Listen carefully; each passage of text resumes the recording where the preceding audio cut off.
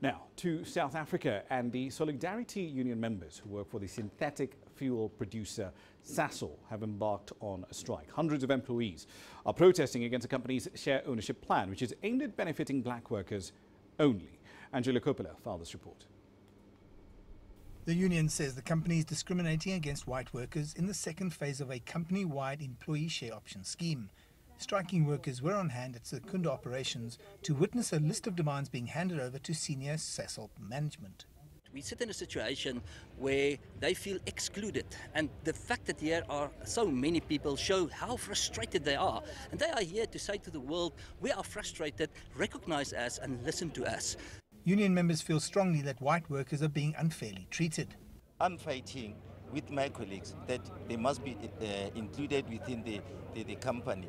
So they mustn't divide us, because now we're doing the same thing, same for SASOL, and who benefit? SASOL benefit, it is regardless of the color, regardless of race. So black and white working together for SASOL to at the end of the day, there is to benefit. The union says that the march on Thursday is just the beginning. We planned for 3 weeks. The fact is they are now in a shutdown process. It's a maintenance process. They can't be without us. The workers that you see here today are all skilled workers. They are technical people with quite good knowledge about how shutdown and maintenance programs work. They can't execute their program without us. According to sources, the strike is already having an impact. Production at the Secunda operation is 2 days behind schedule, while the mining division is some 40% off its target. It's probably one of the quietest strikes I've ever attended in South African labour history. I'm Angelo Coppola for CGTN in Secunda in the Mpumalanga province.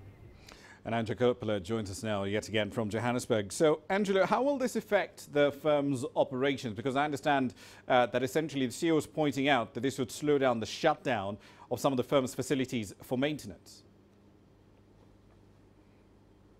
Well, look, that's just part of it. As he pointed out, most of the Solidarity Union members are technical staff. They operate and manage that very complicated and complex chemical process that's used to generate and create that synthetic fuel.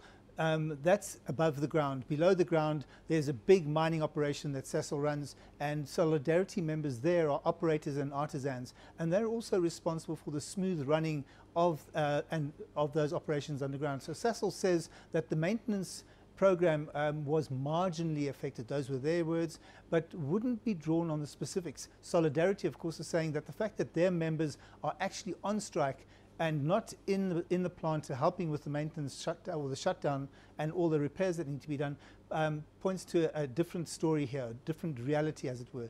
Herman also says that their strike action has materially impacted, as you heard earlier, the nominal and normal production part of that business in Sasolburg and in Secunda. The company, of course, you'll realize that this strike is only 1 week into 3 weeks, so we're likely to see more impacts as we get further into the strike, Raman.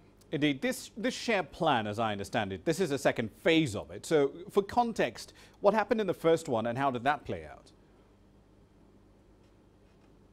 Well, that was called SASOL Inzalo, that first program. It was put in place in 2008, and that's when SASOL sold around 10% of its shares to various black groups, including employees, customers, suppliers, the public, and then, of course, the SASOL Inzalo Foundation. Black SASOL employees had received around $125 million in dividend payments through the scheme. That's around $4,000 per employee.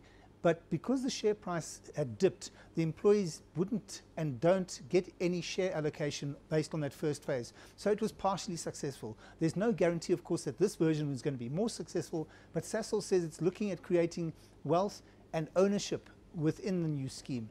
Remember, of course, that the scheme only vests in 2028, so it's still got a long run. That's 10 years, Raman. Indeed, we'll have to leave it there for the time being. Angela Coppola there with that update from Johannesburg, South Africa.